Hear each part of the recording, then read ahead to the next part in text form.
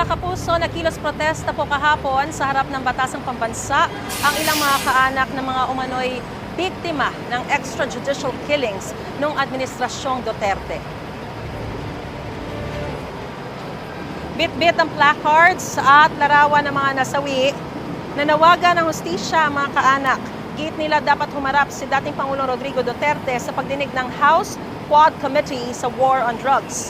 Nauna nang sinabi ni Duterte na sapat na ang mga pahayag niya sa Blue Ribbon Committee ng Senado at hindi na raw niya kailangan humarap pa sa Kamara.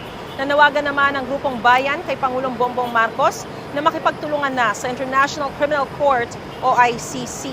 Wala pang bagong pahayag ang Malacanang tungkol dito.